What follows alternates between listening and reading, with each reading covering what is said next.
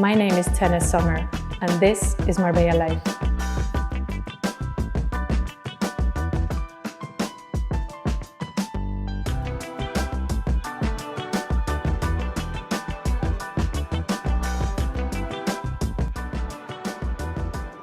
Today's guest is the incredible Dr. Veronika Šumbera. Born in Mexico to a Czech father and a Mexican mother, she's been calling Marbella home for the past 4 years. Veronika's journey started in dentistry, studying and practicing across Mexico, Europe, and California. But life took a dramatic turn when she faced a near-death experience that left her in a wheelchair. Doctors told her she would never walk again, yet today she's perfectly healthy. Her remarkable recovery fuels her passion to help others heal too. In this episode, we discuss everything from the American lifestyle and medical system to yoga, wellness, and the steps she took to defy all odds and heal. Get ready to be inspired. I know you're going to love this conversation as much as I did.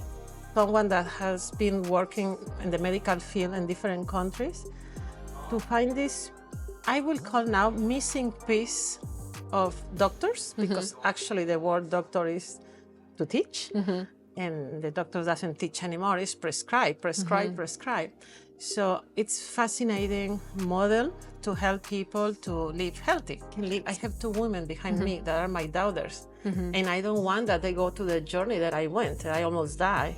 So long story short, I am in a wheelchair, and that is start the journey that now I try to kind of stop people going in that direction and say, no, there is another way to live. The body will always speak what your heart forced to close by the mind. And when I studied health coach, the professor of nutrition, our course, it was a professor of Harvard University. He was super funny. And he said, if you would like to be obese and die of heart attack, follow the USD pyramid. And I said, what? But what is something that we can all do at home or today, like to be more in tune with ourselves? Hello, everyone, and welcome to Sundon, and welcome to Marbella Life. Here I am today with the lovely Veronika, who I actually just met recently, and I'm really excited to learn more about you because I don't know you that well, but you give such good energy, and I'm really, really fascinated to talk more about you. Welcome. Thank you. Well, thank you. And let's start off by just tell me a little bit about yourself. Where are you from? I know it's like a complex story, but let's start from the beginning. Well, from the beginning, I was born in Mexico, and I was raised by a Czech dad and a Mexican mother. And then I moved to live in Spain. Then I moved to Italy. It's kind of complicated. And then from Italy, I went to the United States. I was living in California, and I really, really wanted to come back to Europe. And now I am here in Marbella. So how long have you been in Marbella now? Marbella is my 4th year. So 4 years is, you're not a newbie anymore. You're like, it's like a new marriage, you know. No, it's better. No, it's not the same. We'll get to the marriage part. Yes, no. So how did you, what did you study? Let's go back to your beginnings. Back to my beginnings, I studied dentistry in Mexico, and then I took the specialty in pediatric dentistry, and then I was in Madrid for some years, and what I studied after, because I love to learn, so I am always studying something. And then when I moved to United States, for personal situation and life adventures, I ended studying a health coach. And which you are today. Which I am today. And it's kind of funny, the story now, talking with you, that I say, wow, this is so hard. When I was studying, my English wasn't like to enroll, but I say, I can do it. And then I found myself that it was so stressful. And I said, wow, it's hard. But I say, I went to the medical school and this can be easier. And then the day that I have the graduation, I call the school and I say, there is a mistake. I have 2 titles. and I think something is a mistake. And she say, no, you're enrolling too. Wow. So I didn't understood that I you're enrolled to whole health educator and wellness coach. Wow. So So that's why it was difficult. You were doing two I at know, the I same did time. it too at the same time, but it's beautiful. I was surprised at someone that has been working in the medical field in different countries to find this, I will call now, missing piece of doctors, because actually the word doctor is to teach, and the doctor doesn't teach anymore, it's prescribe, prescribe, prescribe. So it's fascinating model to help people to live healthy. So what is that model? What is the missing piece that you are now Well, giving people? you already knew. Yes, but let's tell the people. Yes, you talk about the big picture of health. And as I mentioned to you, it's actually the way that they try to frame something that is so big as a health. So it's putting all the aspects of the human life together and understanding how everything in our body is interconnected. Science, how can I say, how science has evolved, it's separating. You go with one specialist, you go to another, and many times you go to one specialist, and when you go to the next, he say the opposite as he say. So for people, it's very confusing, and no one see the whole person, but the totality of what is the human experience. So how do you approach a person who comes to you? Let's say I come and see you and I have such and such issue. Then what is your technique? How do you realize what is missing, or what's the root cause? Well, at the end, root cause is always kind of the same for everyone. But when I see a client, I explain a little bit what is the program. Is this program that I follow? I think it's also one of the things that I really love. It has a structure of 6 weeks, seeing the client. No, we say client, we don't say patient, and health coach, to see the client once a week. And we hope both that in that 6 week, the person is free to kind of your driver's license, you are not driving your car all your life with the teacher. You one day you say it's okay, kind of that, to help the people understand with it's a very strict questionnaire, and I follow, like I do an interview the first time that we met, and it's fascinating because when I ask some questions, people look at me and say, why that is important? Such as Yes. what? I don't know how you feel where you live. You know, it's important. What is, certain questions, especially when I go to the emotional part, people look at me like, "Are you a psychologist?" And I said, "No." And in that part, it's always was a turning point for so many, because unfortunately, I think the time that we are living evolutionary push us to be fake, push us to make an image of something that we are not. So it's an invitation, a journey of authenticity. And so after that, every week we are meeting, and it's beautiful because sometimes the purpose of the visit change rapidly after the second meeting. Like, for example, in America, it's very typical women that want to lose weight. And no. But they put the hands when I explain it. No, please, no, I don't care anymore of this. Explain about this. So it's not that they go to medical school, but with this, how can I say, structure that I have, I explain the basics of how your nervous system works, your digestive, every lymphatic system, every body system, and how they are interconnected. But what is beautiful about this, it's like sometimes I just need to be quiet, like you were before, because it's like pushing a button, because there is a divine intelligence inside of us. So it's like a look at there, look at that. So for me, it's so beautiful when you see the person, oh, I got it, and you see all this enthusiasm. So and my hope is like my father used to say, that he has patient no hostage. You know, because you go to the doctor your whole life. No, it's like driving with your driver, All your the life. teacher Yes. with you in your car. You don't want that. So it's beautiful, the transformation So for you the want person. to give people back the power of their own health.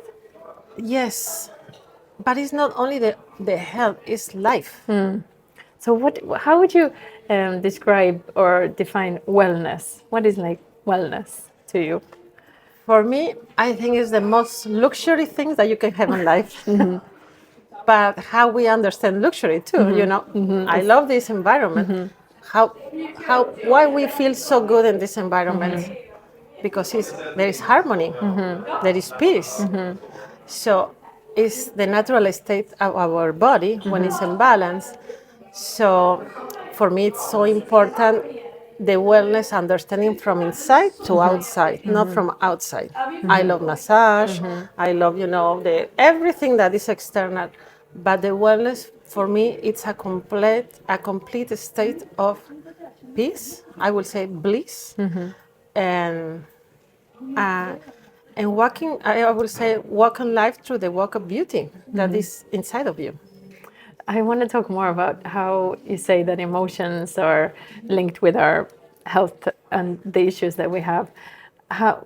Where did you learn that? Did they teach you that in the whole health coach? And the school? health coach, yes. So, And the health coach, yes. can you give us some examples of like what issues people have had, or like I've heard these kind of things that, you know, when let's say you have a cough, it's something you cannot be saying out, or you want to talk Yes. about stuff. Is that something that is? It's not that, yes. Not that It's basic, not, but yes, but it's not basic, but it is true.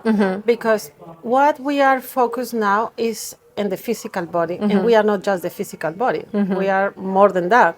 So when people have this cough, and it's true, many people say that, but we have here the throat chakra, and the chakra is the fifth chakra of our energetic centers, and it's how you can express yourself, but it's your expression from your heart, from your divine self, not from your ego. So when people and you want to say something, is throat chakra. And interesting that you mentioned that. In the United States, there is an epidemic of women with thyroid problems, and the thyroid is situated here. So there are so many exercises, for example, in yoga, that you it's bumblebee like sounds that vibrate to take that contraction or stiffness or tension, but there is some truth. Yes, the body will always speak what your heart is forced to close by the mind. Interesting. Yeah, I Yes. believe in that too. And how do you see the health industry, let's say, compared to the States and to, let's say, Europe or Spain? Because we worked in and Mexico. Have you worked in Mexico as Yes. well?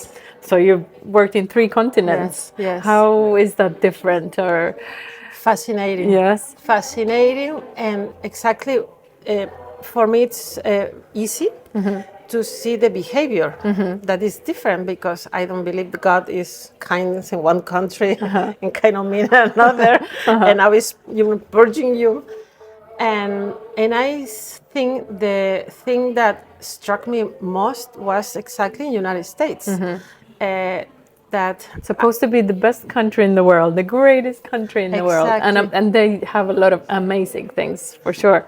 know the health, with all respect, know the health. We can learn organization, we can learn many things, but exactly, I mentioned before that I started volunteering in a pediatric dental surgery, and I was shocked, and literally with tears in my eyes, I said, how can this be possible?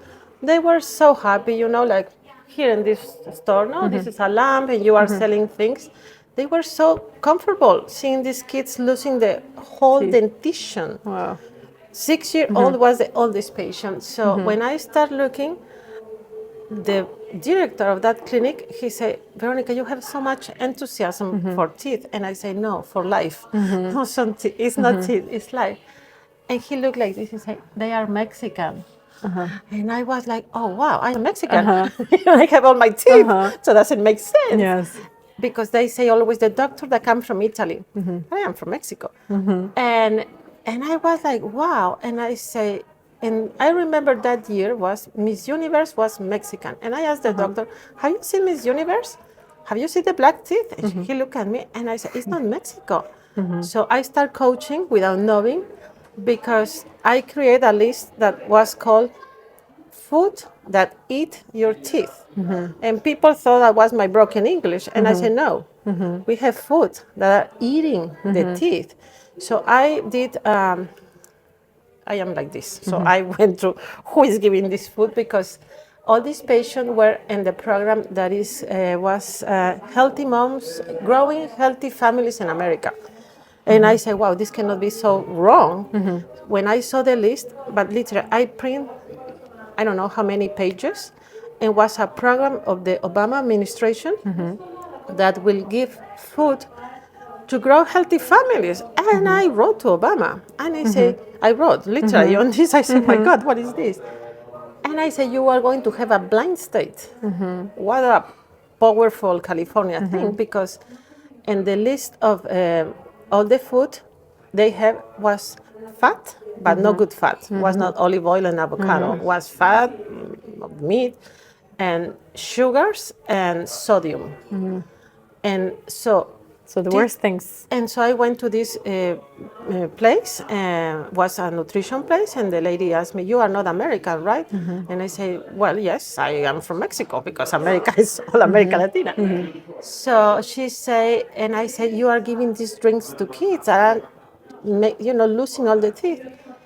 So we went to this, whole investigation of the food and everything, and she said, you should be happy. We took already things from the bottle when they were nursing the kids, but didn't stop there. So I started coaching, and while coaching, I was thinking, I had never seen this mouth in Mexico, and many patients were Mexican. So I was like, I am a very spontaneous person. So I remember making the joke that the lady, the patient, actually was my inspiration, because she said, I have never seen something like my kids in Mexico. I feel ashamed when I go to my rancho. And I say, why? I said, no one has the teeth there. And I said, but also they eat very differently. So I start making the connection how your culture, belief system can put you in one direction and another. So yes, help a lot to live in different countries. And again, the way the American lifestyle, it's very unhealthy. Can be very productive. California is the ninth economical potency in the world, and it's not a country, it's a state. But kids today die because infection in the mouth. Wow. So I ask always the people, define what is well for you. Health is wealth. Exactly, and on pieces of gold and silver, as Gandhi said.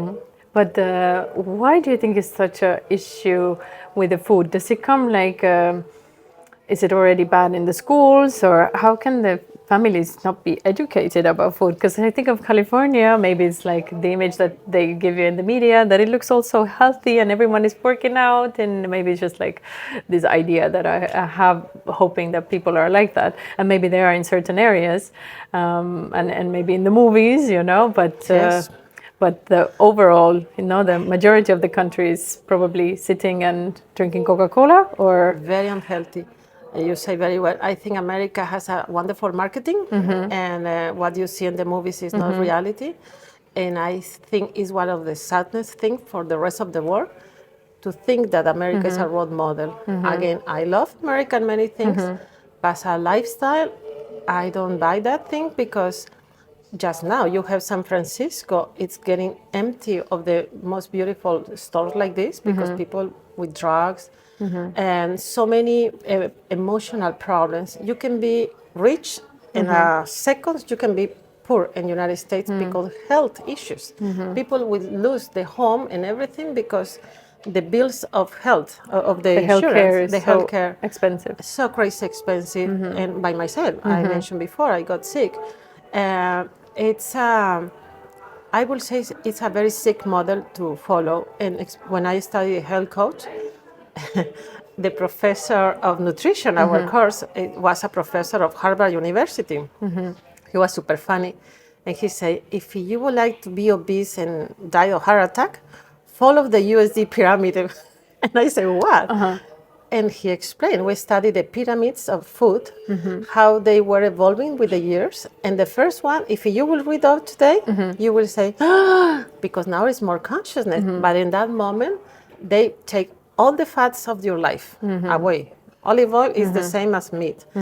And they put like, I don't remember if it was 13 or 15 entrants of cereals. And that was, and you see. And then 5 or 7 times a day meat.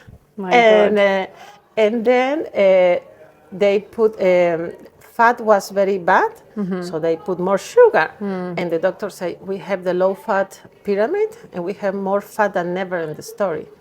So it's, like you say, Hollywood, the movies, it's someone is wiring the nervous system of the planet, and it's not for the good of yourself. Because an empowered being, a human being, doesn't consume too much. So you are happy. You don't need so many things outside. Yeah, I think we are overeating, definitely. My I don't know who's, maybe my grandma or my mom, they always said like, we are, we actually need so much less. They say like your stomach's supposed to be the size of your fist, right? So, and I feel it too. The more I eat, the more I want to eat. The less I eat, the less I want. And the tighter that you are too. Now that you said your fist, it's interesting. When I was in India studying to become a yoga teacher, exactly what you say. What we have twice a day, like this. And the monk asked one day, how are you feeling about, I thought, honestly, the first day I'm going to die 1 month here. What is this? And we start waking up at 4 a.m. Sorry, you were coming from America? Yes, but to India. Yes. So what a change, no? From probably overeating and then going to... No, I never overeat. No. So you didn't have that problem? I don't have that problem. But I will eat like a Western person. No big plate. No. I come from a family of physicians, but normal eating. But when they say this, and I saw this plate, literally, this twice a day. And we wake up 4 a.m., and we go bed at 10 p.m., and you have 20 minutes of break on the day. You just have time to wash your clothes like this, and it's over. And the monk asks, how you feel about energy? And we have a lot of energy. You are not tired? No. And I say, how this can be with this little food? So they teach us, your energy comes from your quality of your breath, not from the food that you eat. Wow. And today, in this stressful world, no one breathes properly. So there is no energy. Take a deep breath. Take a deep breath. I think, well, now in Marbella, it's becoming more and more, let's say, popular to do the breath work. Even in my gym, there's breath work, meditation, yoga, and all of this somatic practices, and it's becoming like kind of popular even and trendy to do it. But tell me more about your time in India. How long did you spend in India? Well, I had been several times. A month. Every time I went a month, 1 month living in the ashram. That it's an experience. It's an incredible experience. You think you die, and actually you die.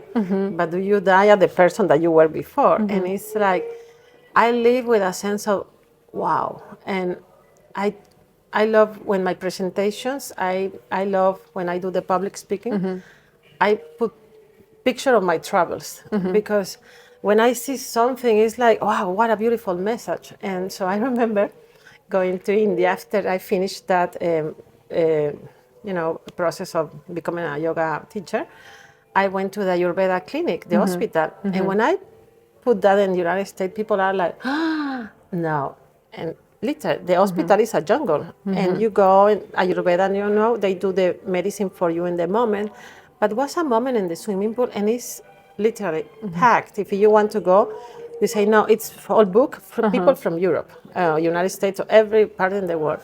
And one day, I am part of the people. In the morning, you go, to the treatment and everything, and you end in your robe and with all this mask, and you looks like a Halloween party when you are taking breakfast. No? With these things like you are in the hospital because they put something black here. I don't remember what is that.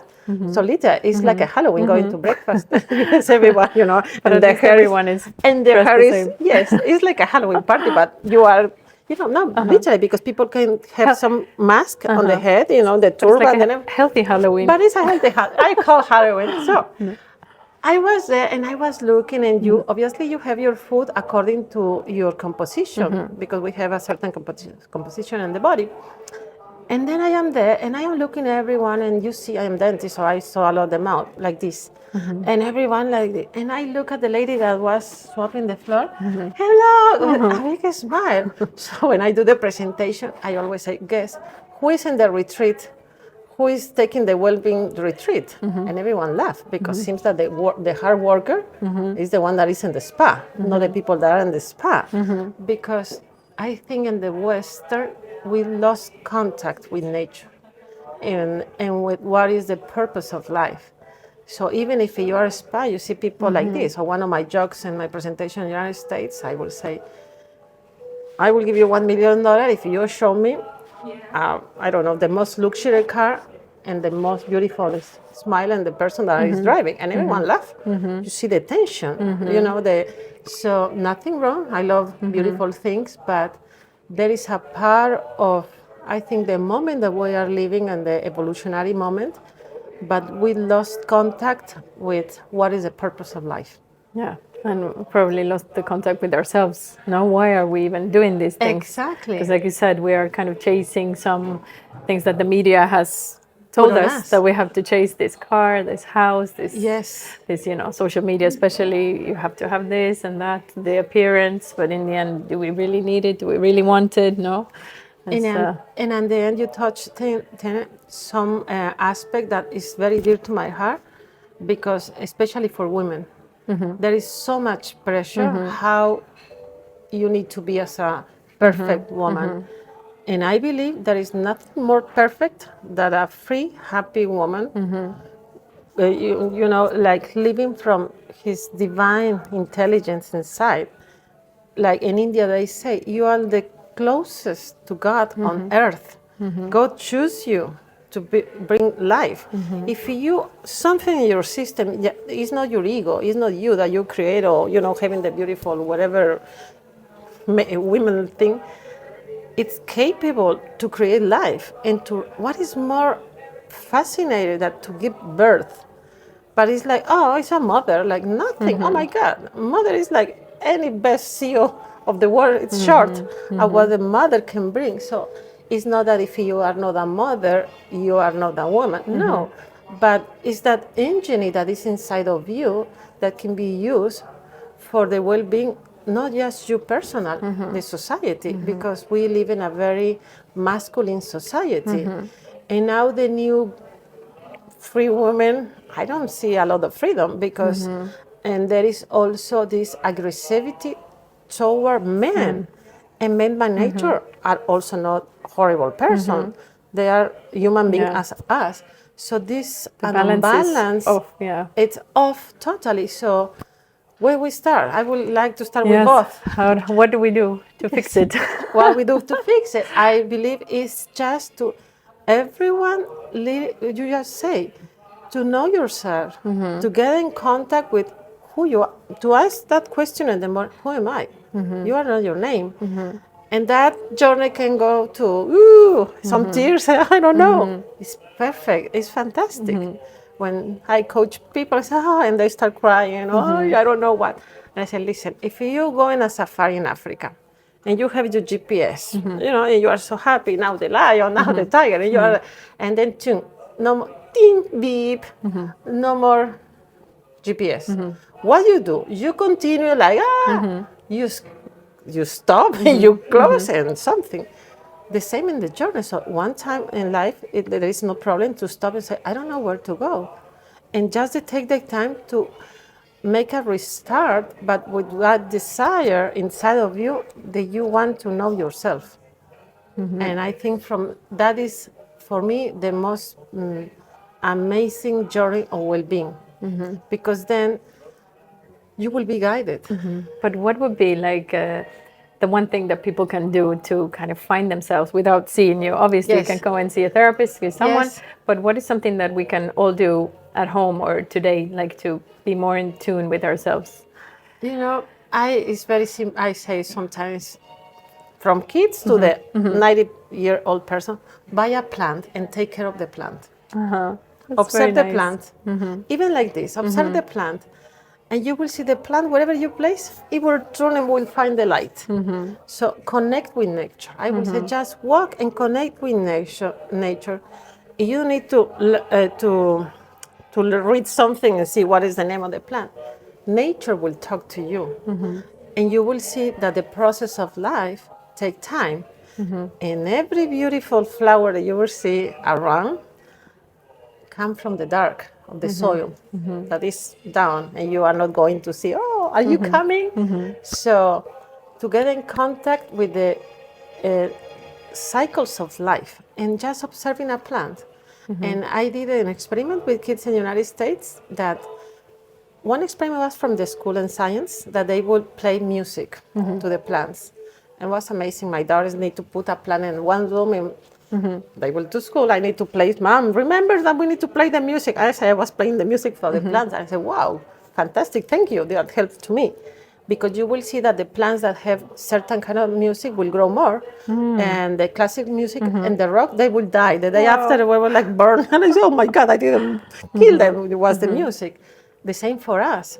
And also, we did an experiment that I was like, wow, with Gatorade, Coca-Cola, and water.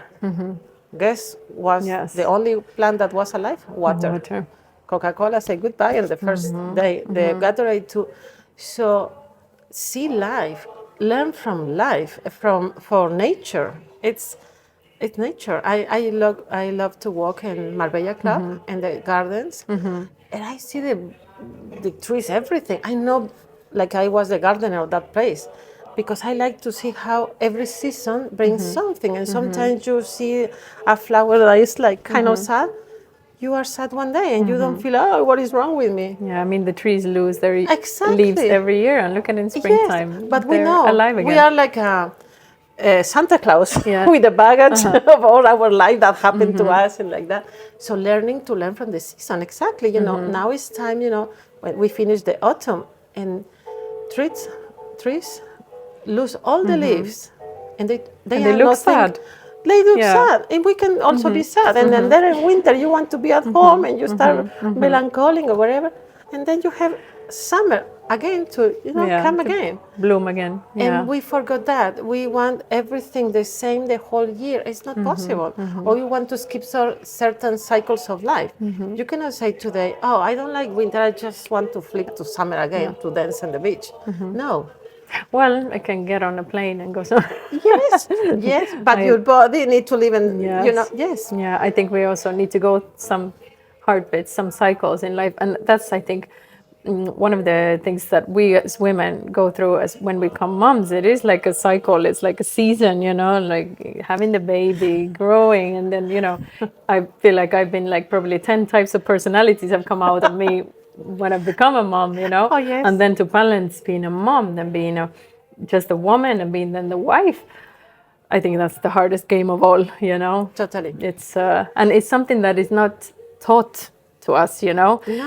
There's, I think, the lack of like education overall about real life that we actually need is totally missing. And of course I have my mom, she gives me very good advice, but she lives in another country and I don't have this kind of support system here that I think we now used you have to have. me, you can call emergency. But I mean, like, that's why they say it takes a village, You used to have your mom. Let's say I have also my sister, but she's in Venezuela. So like, I feel like the family coming back together, I think we are going back to the roots. We need the families together again. And, Totally. I think this is what we're missing nowadays, that we are so separated, not from ourselves, but also from our families. And that's why it's also become so hard for us to become moms and then juggle it all. And then you have the expectations on social media, and it's just very complex. So I agree with 120% what you say. So I would love, people like you that you are working in this in social media to make viral, to go back to root what you say. It's a African proverb. It take a village to have a family, and now Yeah. it's the family. It's a woman. Yes. Where what is it's not the same if you leave your child with your mom that at the babysitter you call at the website. Your heart, No. it's pumping so badly. Listen, and when I studied health coach, our professor of cancer therapy always say to every woman that has breast cancer, you need to give this article. These two for the woman with cancer was what every woman wants and how to say no. And he say that you can have a kid here, a child that is going to the hospital, the mother here the promotion. Not that you are going to have $2 million of they give you the whole business is for you, billion, trillions. And he say, guess the heart of the woman where to want to go to the child. So that say a lot how we are forced, if you are alone now with kids, how this woman can do everything. And this is a very important article I will send to you that I use in presentation in California. And it's a professor of Stanford medicine, doctor, and it was a Newsweek article. And it's a beautiful thing about what you say. And during the class, a student raised the hand and questioned the doctor, and she was like, you are right. The American girls say, what we are learning, this is so unhealthy. So it's called, no woman can work like 60 hours, I think is the work, 60 hours a week, have a career, a job, a husband, and a life. No man can do it. Today's society as a woman, to work as a horse, something like that.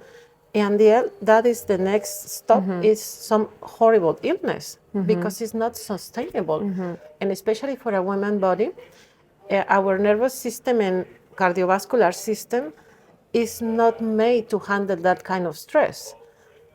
As the same for men, they are able to handle another stress. For example, in Second World War II, one of the kind of torture for men was to put in a room with kids crying. They will go crazy. You put a woman with crying and you come and say, okay, and the man, what I am going to do with this? So we are able to do different things. So now the cardiovascular system of every woman in the Western society is taking things that are biologically sustainable by men, but the biology of men, because a man, the biology, no, I'm not saying even if he is the CEO, the biological, how I say, memories that they have is to hunt. They need to, even in front of the tiger, the provider, even at the tiger, we scream, we and run. They know, they feel strong. So I think going back to the roots doesn't mean that we are going to have the life that women in the past has. And I say, when I coach young people that are very stressed about surgeries and everything, and I say, don't go there. This is like, lose battle in the beginning. And it's kind of, I feel kind of like, and respect and gratitude with the women that walk before us, that give us the possibility to be free. I think we owe too much to those women, as Rosita Parker, that say, no, I don't stand up in the bus in the United States. I don't know if you know the story. Rosita Parker is a very famous story of the feminist thing because she was black. In that moment in America, you cannot sit if you were a woman, if you were black. So she was so tired to that, and she said, you need to stand up, you are black. And I said, no, I will not stand up. I will sit because I am tired. So these women that were so horrible thing, or the beating woman, wherever, now we have the possibility to be free. And we go in another jail that is called physical body, to be perfect. No, there is more than that.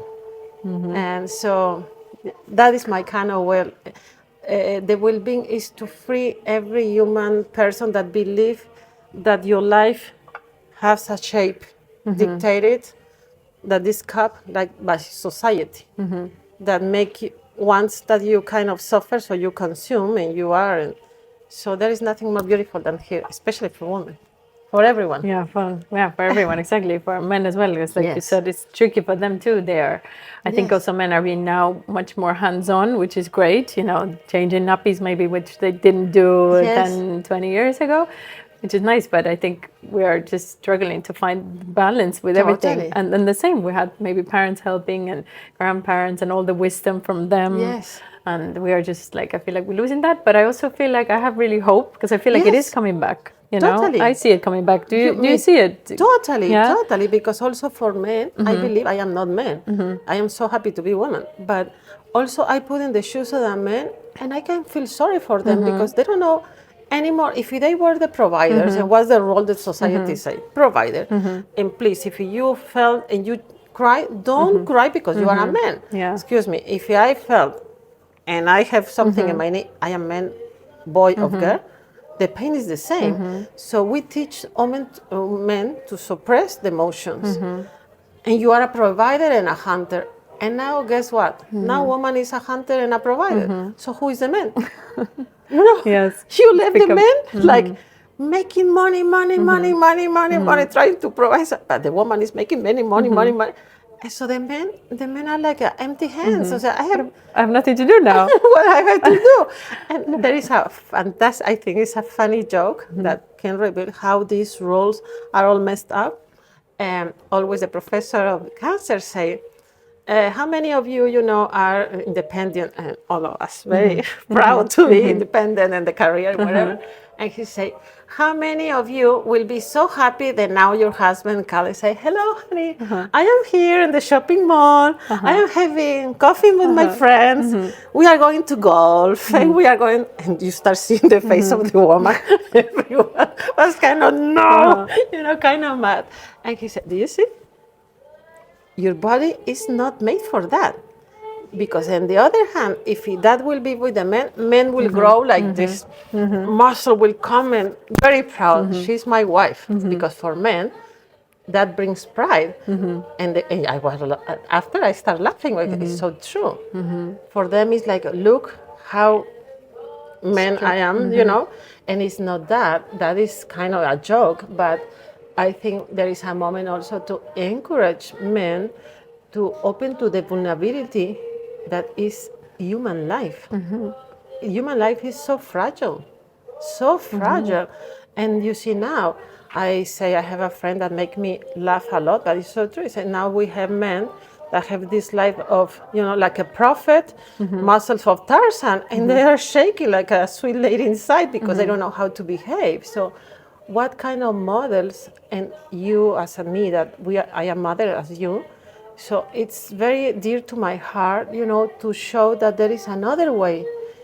And I have like you, there is a lot of, the pendulum do like this, boom, women here, men that. So we need to find a new balance. And I think the new balance and a beautiful life can be when everyone know and understand, at least, it's small, you start growing from even one person.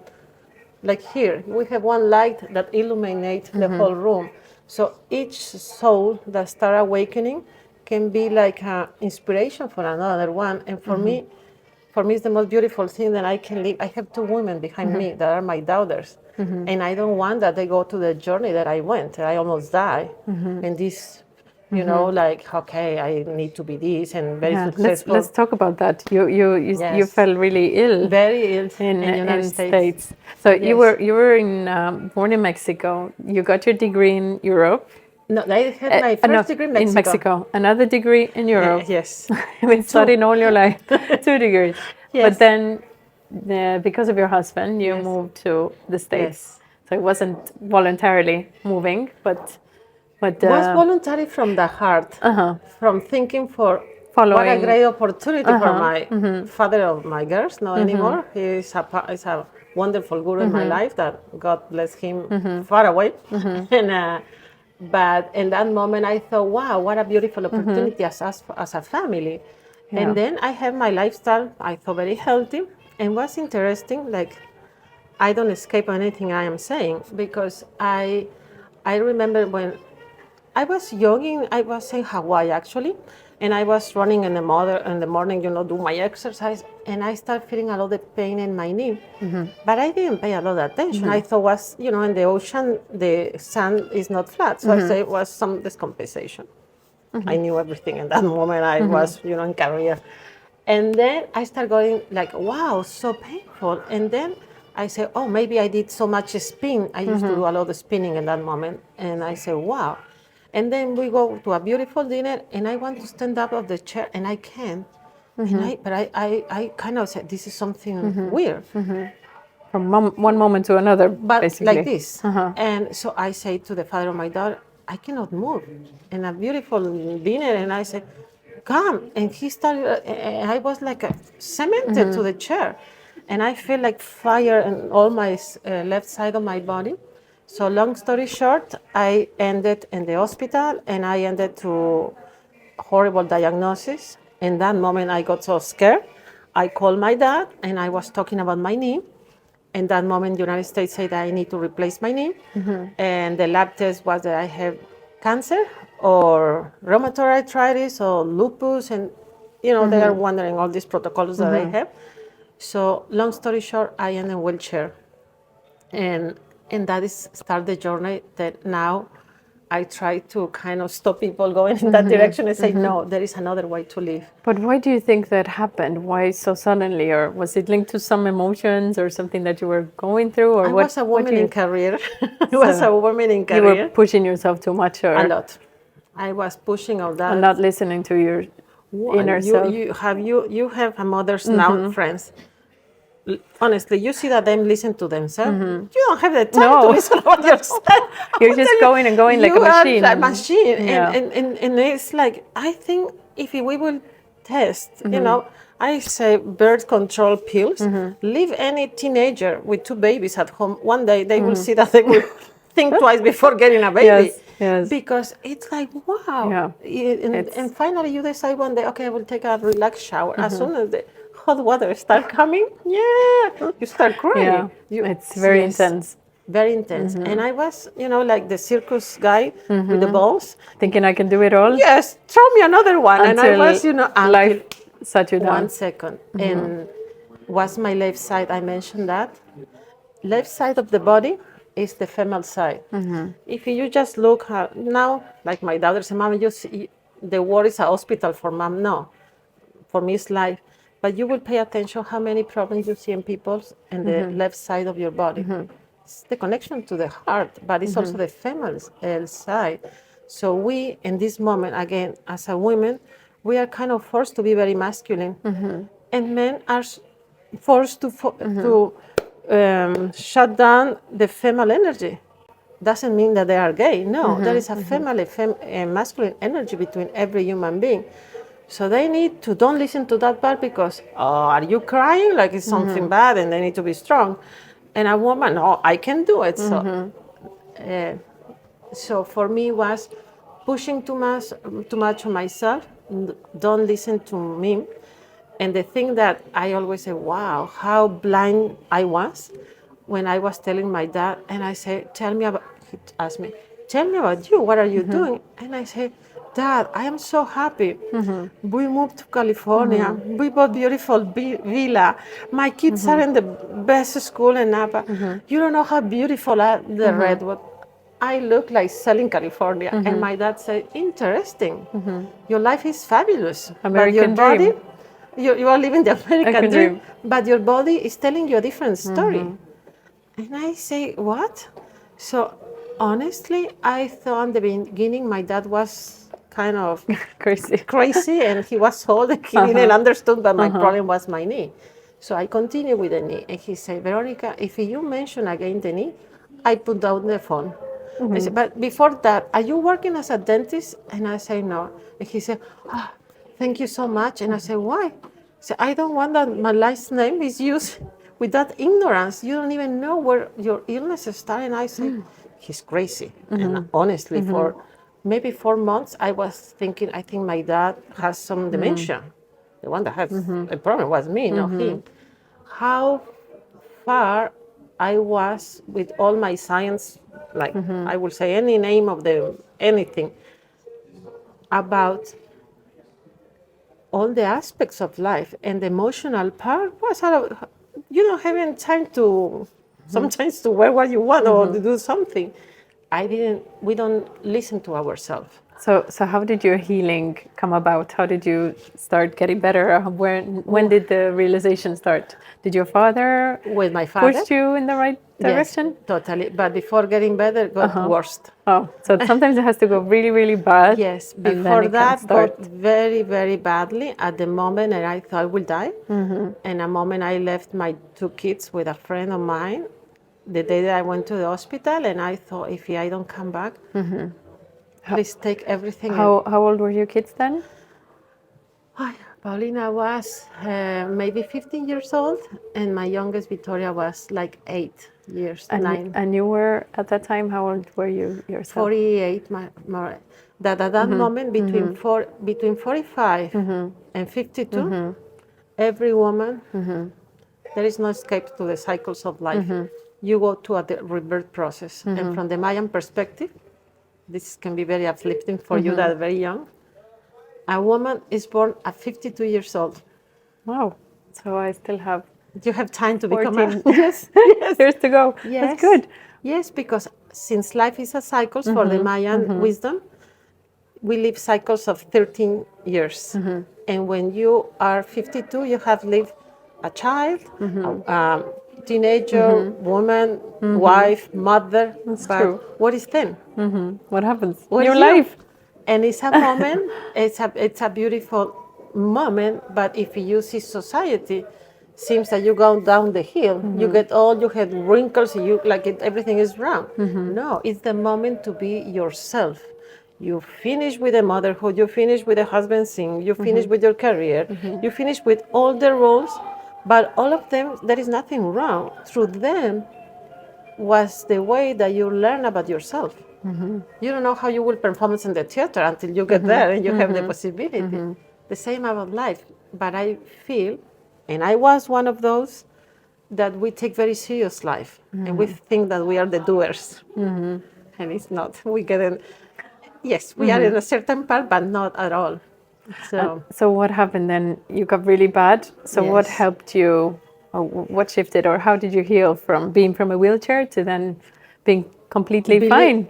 Well, believing in my dad, I was devorating everything that he was sending me. But I was, in that moment was internet and everything. And he said, I will send you the information by mail from Mexico. Everything gets stopped to the customs. Wow. And, I was with my crutches going to this thing when the movies, to see in America. And they come this big package and was 2 lines. And I said, my God, I wait 3 and was like drops of make me think. And Do you remember what it was? oh yes, was a quote, not remember perfectly, but a quote, a painter, that they took this painter outside of the place that he used to paint. They take the brushes and everything, and he said, the only things that remain to express myself is to imagine that I am painting what I see. So I start crying, like, crying. And I say, wow, maybe my life is not so beautiful as I describing. And then I will talk to the phone, but like this, because he's going to put me down and get so mad, and I feel so ignorant about. So I got worse because I remember this this leg has not any strength to be, I cannot stand. But I wake up with a very swollen elbow. And I said, wow, I am getting worse. And he was super happy. Oh, finally, energy is moving. Energy is moving. And then they have Achilles tendon on the other side, and my right side. So I cannot walk because it was so painful to put the other foot. Reading and learning and talking to him and taking, obviously, in that moment, some supplements. When you are under this stress, you are not well nourished. And this is fascinating that I put in some of the presentation, the diagnosis of the hospital in San Francisco, that say 40-year-old woman, very well nourished. And I highlight, very well nourished, come in wheelchair. For me now, as a health coach, it doesn't make sense. If I am well nourished, how can I be in a wheelchair? And from that, I started the conversation about health coaching. Nourishing is not what you put in your mouth. It's a little fraction. How you are nourishing everything. How are you nourishing with your friendship? Like I mentioned before, for me, the moment that I saw Heineke looking at you, I saw two women cooperating. It was beautiful, that moment. No, look at her, she's beautiful. Oh my God, twist the camera so it comes the black, So this kind of thing make you happy, the connections. In America, people lose connection because it's work, work, work, work. So going back to your question, how I heal, understanding.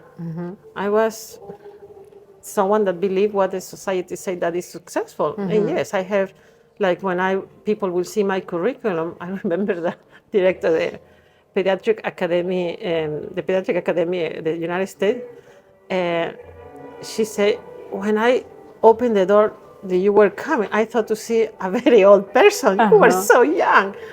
And yes, I was so happy, but everything was part of the journey. But yoga can teach you a lot about, and Ayurveda, the importance of having a clear mind, a push, heart, empty heart, because we bring the heart so heavy because the painful experiences. Or an open heart, no?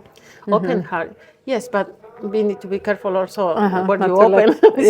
Not to be too open. Yes, yes, no, but to move from the ego-centered direction of life to more a cooperating with what is the divine intelligence. I was last week here in Puente Romano. There were these big conferences about luxury hotels leading the world. Yes, the leading hotels of the world. And came a very different from Google that was going to talk about artificial intelligence. And he's a super yogi. We are the same place where we study. And I was looking about, I was so enthusiastic and said, are you not bored? I said, no, because for me, since my concept of luxury go beyond the nice things and the harmony, yes, I was I was listening to the presentations, and I was looking like, wow, what people now in the luxury world, since they have everything possible, they are bored. So everything was put on the experience. So what is more beautiful as experience in life? To be continuously happy, not happy that you are crazy, and that state of happiness, like it's a flower that is, like life, flowing through you. So, and seeing how, like emotions, everything is focused now and make you feel in a certain way. So need to be very careful, what we choose, if we are manipulating or not. But everything is based on an emotional state. But we are the first one that we try to disconnect because it's painful. Or we always, especially us as a woman, you think there is something wrong with you, and it's not. I want to quickly talk about also about dentistry, because you said a lot, I also believe that, of course, there's specialists needed in the medical industry, but I do feel like the doctors are sometimes missing out on the whole body. And you said a lot of problems can start with your mouth and your teeth. And you say even the teeth of the kids show a lot about the health of the mother. Tell me a little bit about that. That I've never heard a dentist say that. Well, no, never in my life, and I'm very intrigued. That started with my home training that I didn't knew. My dad is from Czech Republic, so he has some videos of, for me, looks like the Olympics. And I think now it's like, wow, it's the path of your life. Even if you think your dad was wrong or something, no, there is a reason you were born in that family. Now I know, but very late in life, before I kind of, I don't like that. So he will put me this kind of video that looks like Olympics in Czech Republic. And he say, Veronika, you see this woman? How you look? And I say, beautiful. You think they are happy? And I say, yes, because everyone, when you are dancing, this synchronized swim, they are always happy. And he say, no, they are not happy. And I say, yeah, they are smiling. I was 7 years old or something. That was a very little thing. And he say, no, Veronika, you need to learn they're smiling because there are cameras of the communism country that want to make show the world. The communism is something good. If they are vigilated, they are in fear. Is why they smile. That past nothing. But I go in dental school and something. I say connect with yourself because yourself come with a program to do something good for the world. And come the time to do your final thesis. And I say nutrition during the pregnancy and the relationship with the oral health. And my professor said, what? Are you going to fix inside of the belly? I just want that. And I want it. Fast forward, I am in Madrid. I was in the hospital, San Rafael de Madrid, many years ago, and when I did the pediatric studies. And you have a book of dentistry that I would like to change dentistry in that way, that if you have a child that suck the tongue, you put an appliance that the child cannot put. So I did, as the book say, I put the appliance, and then this little girl will come, you see the eyes like was, so, and maybe doesn't have hair. So she will start like this. So I was studying, the compulsivity, and so that was the emotional part of the child not being good. So what I see when a child suck the tongue, he or she is in search of the comfort. And sucking is the only stimuli, reflex that you are born, because you do like a baby like this, and they turn and open the mouth to suck. So when kids are not breastfed today, and when you are breastfeeding your child, for me is when I like the prevention of dentists, because it's not only the meal, he's listening to your heart, your smell, and everything they make safe. So today we have a problem. Our kids, are like this. They have the mouth. If you see, that it seems that this is up, and the jaws are very short because they don't have the proper stimulation since the breast of the mother. They don't go to the bottle. Mothers are in a rush, so a little bit higher hole, and the babies are kind of deglutting everything. So then they are, I would say, lacking the emotional nutrition. So all this, a child that breathes for the mouth, you don't breathe for the mouth. And there are, if I will tell you now in orthodontics what is the highest situation, it's called second class, that the jaw is shorter than this, and they are mouth breathers. And that causes problems. A lot. Yes. A lot. And mouth breather, take another interview, but your breath is your connection with the spirit. And so kids that are not breathing for the nose, after they go to the pediatrician and they have surgery because they have always inflamed the amygdalas. And I say, okay, you start driving in your car tomorrow and take the windshield and start working, and all the air cold will come in your face. You will have it like a blind if you are some kind. So they are taking away the defense for breathing for the mouth. You don't warm the air; doesn't go in the nose. We have a kind of little hair that is kind of filter, like the air condition. So filter the air. But if the air, everything high through the mouth, it's obviously that you have bronchitis. It's not that you have an infection. You are processing the air for the wrong chamber, nothing else. So I like all this behavior. I love to actually have in the clinic the first patient that was like 1 month, and I was so enthusiastic, and I was explaining things to the mother, and she called me Dr. Magician because the baby was crying. I said, no, it's just the bottle that is not okay. And we changed 3 things, and she was like, how she's sleeping, it's different. No one teach you how to be a mother. Yes. And we now are very, like you say before, very far away of your mom and your grandma and everything. So you do whatever you know, but taking away of the complex of what is nature. So your patients are and everyone from 1 month old Yes. to 99 years old, Yes. basically. Yes. But people can come and see also for dentistry. Yes. Yes. And then also for Yes. holistic wellness, Yes. whatever Yes. other issues you might have. Yes. Let's say someone has also a knee or, I don't Yes. know, back pain, they can also come and Totally. see you. So Everything that you think is out of harmony in your body, it's not can be fixed. It's recognized and change behavior. It's not everything as easy as as complicated. I am not curing anyone because you cure me. No, I just give you the information.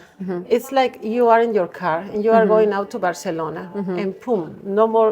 You need the sign that say here Madrid and you Like are the not map. going to Grenada. Yeah. It's a road map, but it's beautiful because it's something that you already know.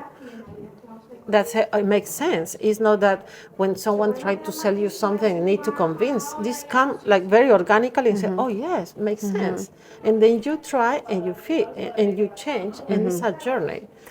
But in the end, I'm going back to the time Yes. when you were in the wheelchair and you got out of the wheelchair. Yes.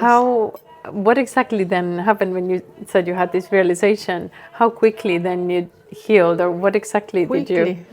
I don't want to discourage someone because every journey is Every different. journey is different, but this is just your for me it was experience. very long because I moved 2005 to United States. I got ill 2007, and until 2010 I couldn't walk properly. I was still limping, and I thought I would be like that. So I think the realization was when I started yoga, and was like by accident. I didn't knew that my dad everything that was telling me was yoga.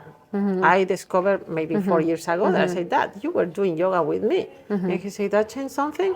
Like okay, Every but day. yes, but I was going to the Pilates class and I try always to listen, and I am not ashamed to say this because it's part of the journey. I was feeling so ashamed to go in the gym and see my friends and everyone, who's Healthy. perfect, beautiful, and Veronika here with the wheelchair, the same clothes that I couldn't change and nothing. All, pain, I couldn't sleep the night, going to my rehabilitation. So it was like a movie, literally. I have this glass, all my friends there, and you're on this bicycle, my son in the bicycle, with the physical therapy. And you're a doctor also. Yes, so Like supposed to be knowing about health. No, it's not because we learn another way.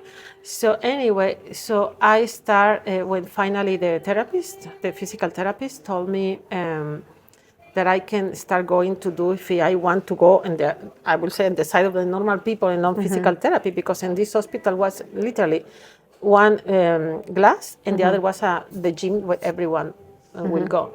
So I want to be the first of the class because I feel so bad inside that everybody will look at me and the state that I was, to get the first in the room, to go in the last part. No one see me there. And then I put my crutches and I was there and I was like, everything was so painful. And my dad, the first thing that did was to take all the pills to stop the pain. He said, the pain now is your best friend. Oh my goodness. Because it was my dad, I believe. I was thinking I will go crazy. So anyway, and then the music started and I said, this is not the music of the Pilates teacher. And I look, it was a yoga class. But the class feel like a yoga class. No, yoga should be like this. And you see how people rush to the yoga like last minute. And I go there, I said, I will not walk, time. Then I, put myself up. Took me a lot to get off the floor. So I stay there, and then I pretend, like we pretend that everything is perfect. I pretend too that nothing was difficult. So I remember, but like was today, there was this dolphin. I don't know if you're familiar, dolphin pose. Practically, you put your hand like this, and you put your butt up. Yes. When I try to do that, I feel like my body will break in I don't know how many pieces. By my knee was like 10, like I have fire. And I was going down, like I cannot do this. But since when you are like down, you are looking back. And there was a woman behind me, and I just saw one leg. So I pay attention behind, seeing the other woman. And I said, she has a one leg. And I went down and turned, and she has a prosthesis that took off and was placed on the wall. And the wall I have my crutches, but she has the Actual leg. So I went back and I said, I don't have a leg too. If she can with one leg, I pretend I don't have the leg. And I start there, and when I try to do that position, feeling that I need a fire skin to burn I start crying and crying. I say, and I thought that was my thinking, the leg. And not, because after I was feeling so peaceful. So I start coming to the yoga class early. So and something was releasing there. And I was saying, what is with this crazy position that I cannot even do that made me cry? And then I start reading, since I cannot move and go anywhere. So I was reading, and then I started the yoga thing, and then I went the first time to the ashram in California with a monk place. I was visiting many places, and I said, no, this is all Lululemon and all this not for me. And so finally I found this ashram with monks and everything, and I said, yes, I want to be here. And then because I say that I will go, because my teacher said that my arm is like this, the other say like this, and the other say like this, and I said, I don't want to hurt myself. And when I go there, it's the less important thing. And I said, my God, when I got into, because it's if you can call painful journey, because it is, because in a moment your life just crumble, because it's like, wow, how far away, and everything start connecting. And I remember the interview with the monk. Before you are accepted, you need to do an interview with the monk.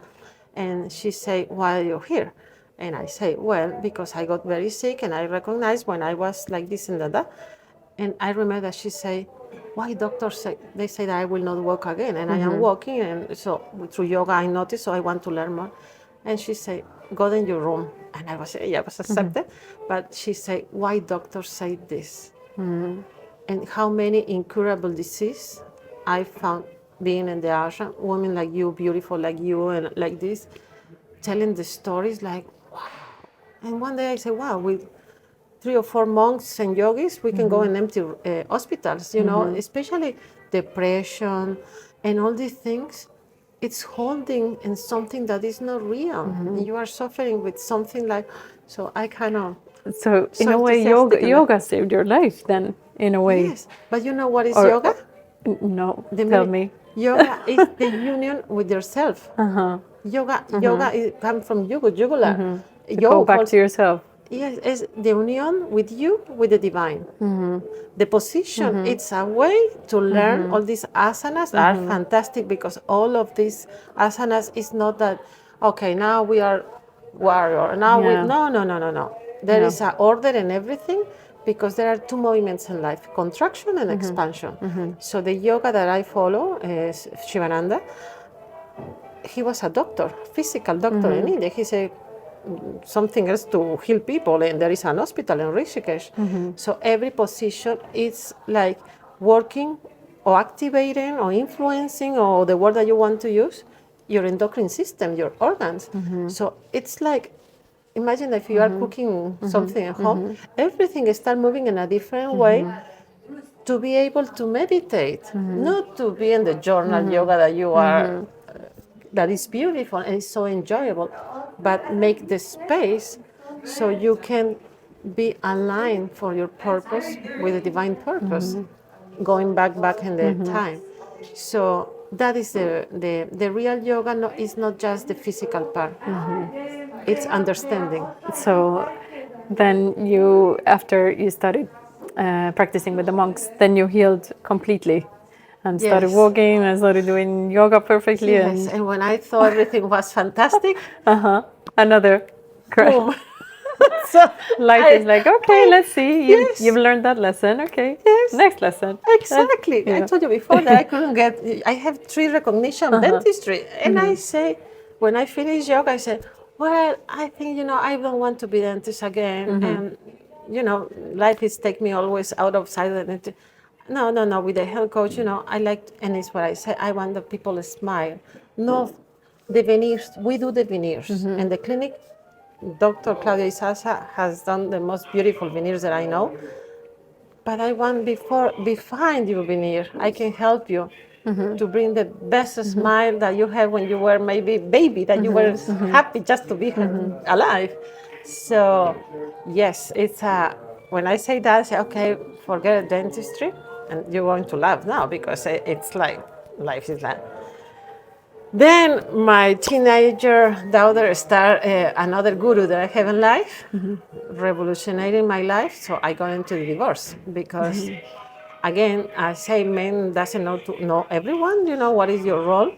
The father of my daughter didn't knew that he need to be a father, not the friend or party for my girl, misleading her in a horrible way. And I think it's the part of every woman.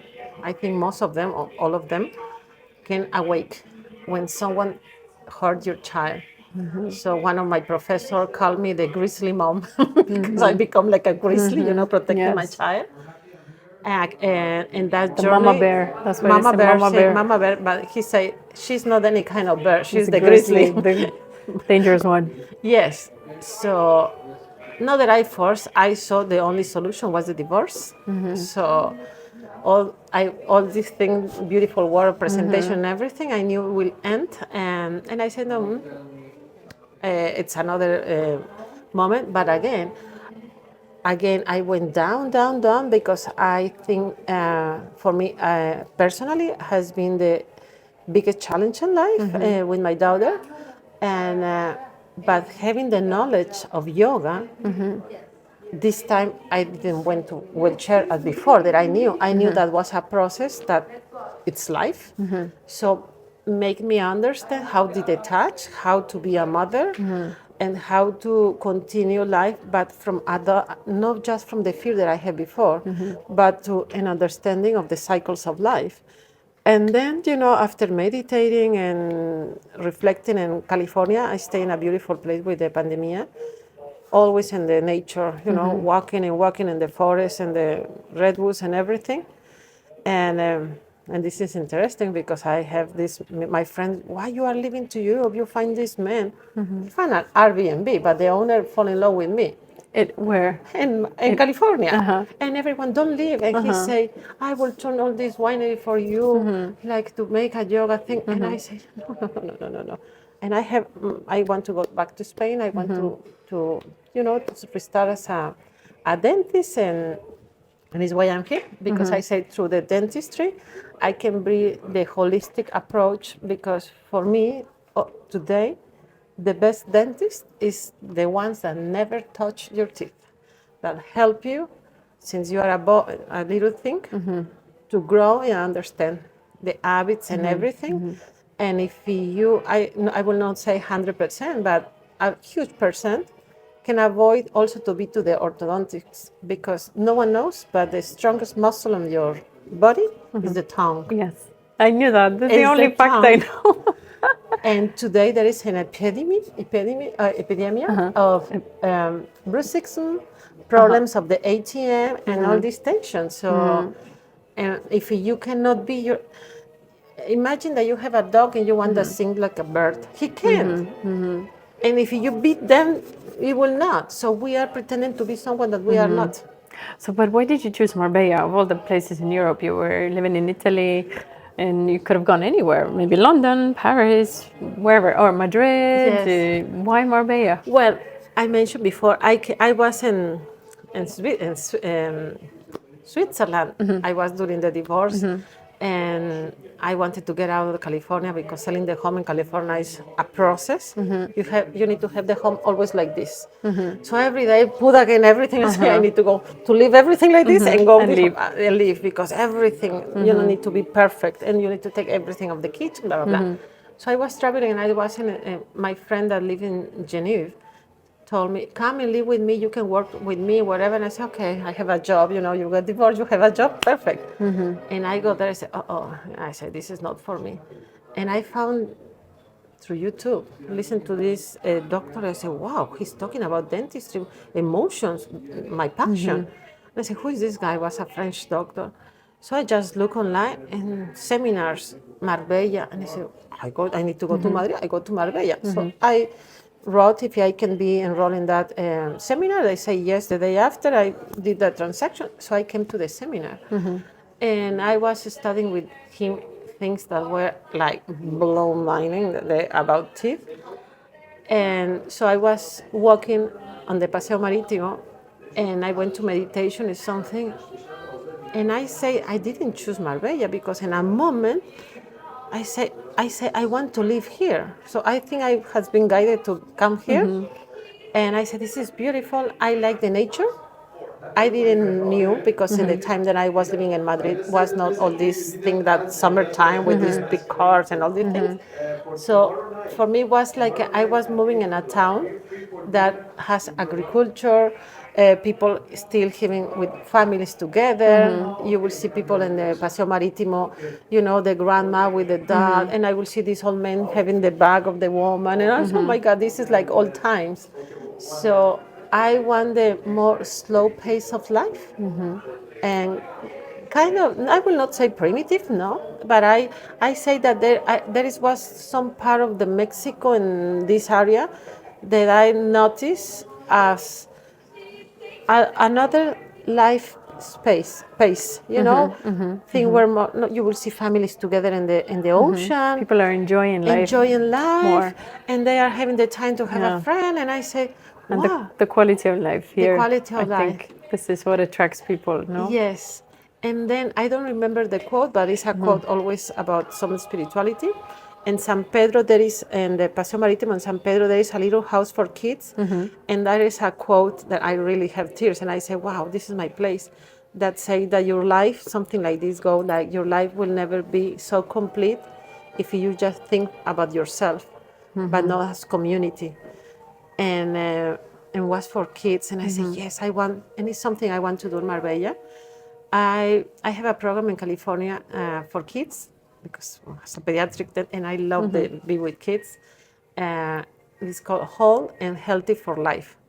So it's coaching them to live in a harmony with nature, to be respectful with nature, to teach them how to meditate, because the problematic kids sometimes are just putting in the category of this is a bad kid, but it's not. So to help them, and that was an inspiration in California. I was coaching girls that were the problem of the school, the high school, and some of them want to commit suicide. And when I would talk with them, they were the healthy ones. And I remember one girl that literally I registered her what she said. And I said to the teacher, I want to help her. And she said, Veronika, she wants to commit, she has tried 3 times to take the life. She's crazy. And I say, no, she's okay. The system is the sick. Because there was a girl from Mexico. She said, literally that, she said, I like you after the talk. At first, she hit me with a backpack. And she said that for her, going to the States, to live into the United States, her life turned black and gray, not even white, black and gray. And I said, you know, but the girl will like, you know, close her eyes. My life is black and gray like this. And I lose all the colors of life. I want to go back to my rancho. I play because I want to have fun. Here I need to play because I need to score. And it was like almost like a poetic, really, you know. But everything that she was comparing was life against competition. And we as a culture, Mexican culture, and the Mayan culture doesn't exist. The word I is we. So we are a naturally community. In the United States, they are working on the importance of the community, but the community need to be real, not fake. And it's not an interest, it's from love and from the understanding. And I think COVID does that very well, that if you are okay, I will be okay. If you are bad, you are in a difficult situation, I will be. So yes, for me, United States taught me a lot of things that I never imagined. I was more thinking that what a great opportunity from the scientific part, and it was the opposite. And one of my talks was also starving in the land of plenty. It was inspiration from the lady that cleaned my house. When she would tell me, you know, she was cleaning homes of millionaire people. The things that she will tell me, and we always say, I was talking with her, and I say, Socorro, is not interesting. Here people are lacking the essential things in life. So I think, love, the touch of your mom, the communication with your kids, everything. Women doesn't have time. And if you see then the statistic of breast cancer, of all these problems in women, you are shocked. And the number one cause of death of women, do you know what it is? No. It's heart disease. Because your cardiovascular system is not 100. But what has been your most incredible or miraculous patient that you've had that they came with something very serious and you've helped them through, or it was such a most inspiring? For me, very inspiring. An American lady, 72 years old, very sweet. Funny story. Funny for interesting. I will not say funny. It's very special story. Was one of my favorite clients, and I was shaking. She didn't know, but I was shaking because one thing, I need to have how you can be healthy in a society like this. I need to have a insurance that cover me until $1 million if someone sue me because I give the wrong information. So I was very attentive at what I will share, and so I was. The health coach was very stressed out. I am very transparent, I don't hide anything. I was like, my God. And she was asking me very precise question. So she wanted to lose weight. She was very overweight. And today, for a health coach or any professional, it's hard because the patient comes that they believe they know everything because they went on internet. So she was to lose weight, and she said that she was tired she was overweight, but too much overweight, and her quality of life is declining.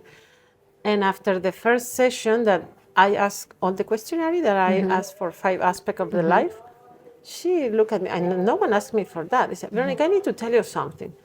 I have been therapist, psychiatric, psychologist, many times with a priest, she will say, and I never say what I say to you. And it's true. Sometimes even in the train station, and I am sitting with some people tell me the story. And I go to dinner and someone tell me the whole story. Well, something God gave definitely your calling then. And my calling, and I love it. So anyway, she started, and she said, I need to be sincere. When someone told me to come to you, I said, she's so young, a dentist. I hate dentists. And I said, I know, we don't have very good fame. But I try because I have been trying everything. I didn't do anything, nothing. I just, the first session, I asked many questions. And for me, I kind of have a puzzle of the person. And the second week, she come. But, hello, it's okay. Already, she arrived. Already changed. Yes, she already changed totally. She arrived earlier. She said, it's okay if I come in. And I said, just come. Veronika. But she was, I feel so good. I feel so happy. How I look. And she looks the same as the week before. And but I she said, felt different. And I said, you look great. She said, look at me. I lost weight. And she said, yes. She said that. And you see, I lose a lot of weight. And I look at her, and she was the same. And I say, I'm glad that you feel well. And I say, I know, you don't need to pretend. I look the same big elephant, but I feel light. And for me, that was like, after, how important for this woman was to say, to release. a thing, exactly, to release one thing to lose. That condition her. She even decided to have some choices in life that she was regretting, as a woman. And how liberating was to voice. So coming back to what you say in the beginning, that I can say something. It's your self-expression, the fifth chakra. So she was feeling, I'm so happy. And she was like a small child, tell me. And I said, anyway, by the way, don't put anything about the weight. I don't care about the weight. I want to learn about another things. And for me, this is one of them. I have different of kids, or when I will be in the supermarket and someone will come and say, doctor, you remember me in United States? Sometimes I don't remember the people that when I did a conference. And to know that something that I say made them be free Touch for me, them. it's so beautiful. I think there is no money that can give me what is these things give in my heart. Make me super happy. Or even when I have a child and I take some, kind of habits, I know the mother doesn't know, and not even the child. But it's like you were taking, I don't know, a train that is going to be with the narcotraficantes, or you go in a train that is going to be to the wellness center. I know that I save you to go in that direction. Not me, but the information that I give. I am just, like an instrument. That kind of thing is beautiful. And I think some clients don't even know. But since I love prevention, I know where the journey is going.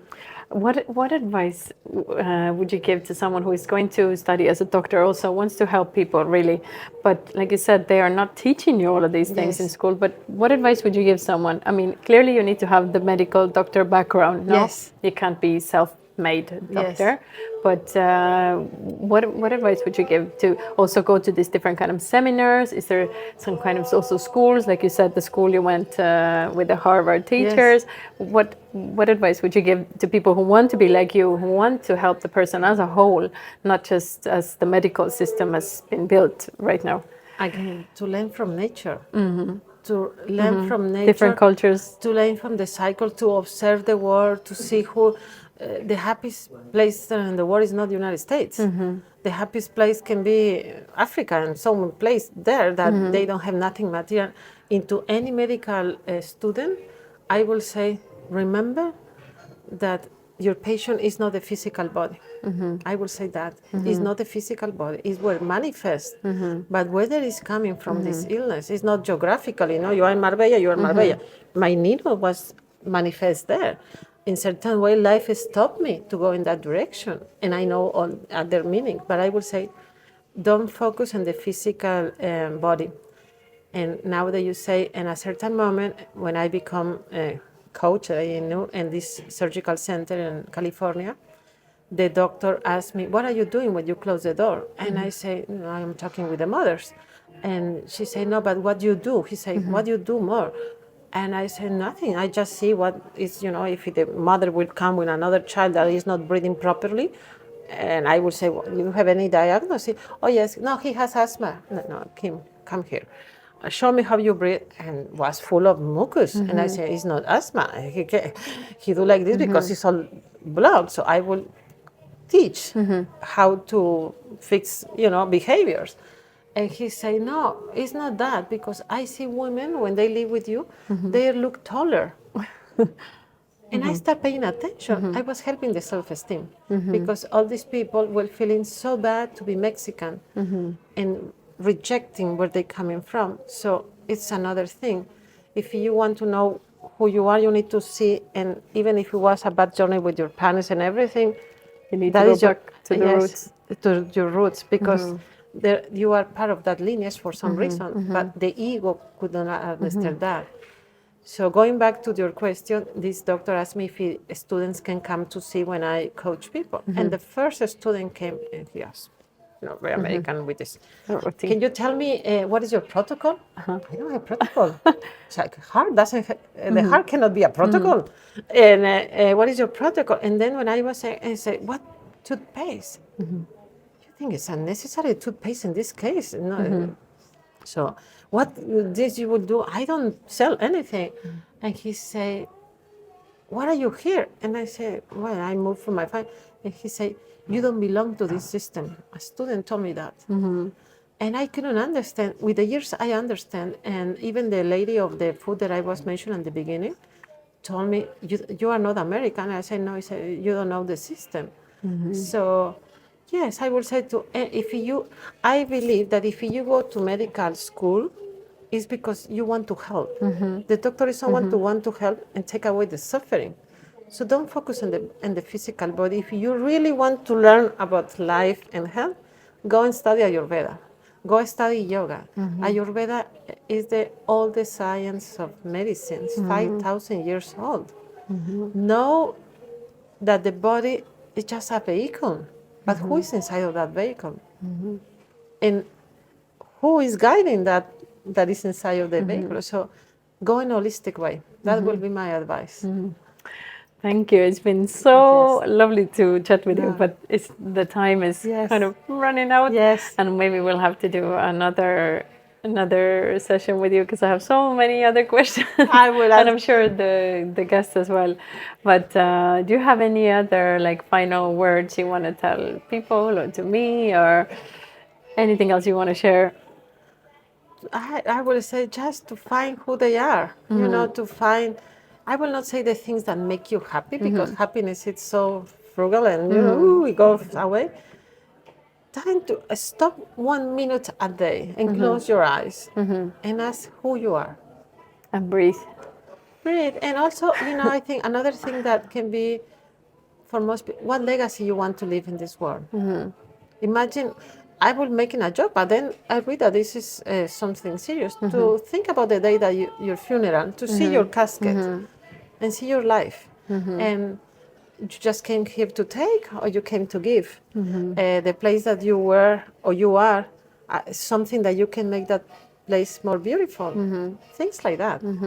And life can be beautiful even under the rain. Yes, you have to learn how to dance in the rain. And I want to thank you, to Heineken. Yeah, thank you. That you were so open and enthusiastic to interview without knowing me. Yes, but I love this, and I don't believe in coincidences. I believe we're supposed to meet people in our lives, and as soon as I got a recommendation from my friend, that she said you will absolutely love her. She was right. She knows me so well. So I absolutely love people like you who trust the journey and go beyond the system and go to the root of things. And I absolutely love what you do. I'm so fascinated with your work. So I'm super happy you found the time.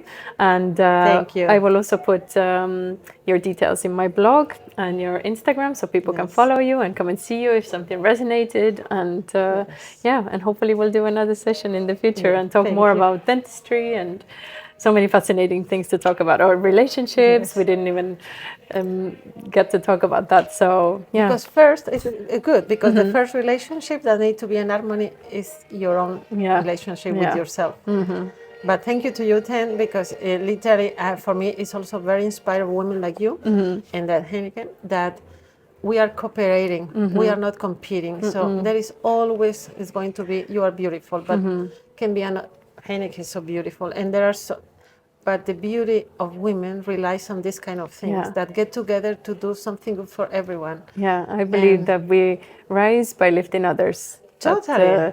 I am very happy to give. I for me, it's like if I give something to someone, that happiness of the other person makes me happy. Yes. I think people will realize that when they do this kind of, let's say, random acts of kindness. When you do this, you see the joy you can bring to someone else's life, and that will give you joy. Yes. I don't think people, sometimes we are living in this superficial world a little bit, but once you start practicing that, you see how much these simple things can bring you joy when you bring someone else the joy. And then it's contagious.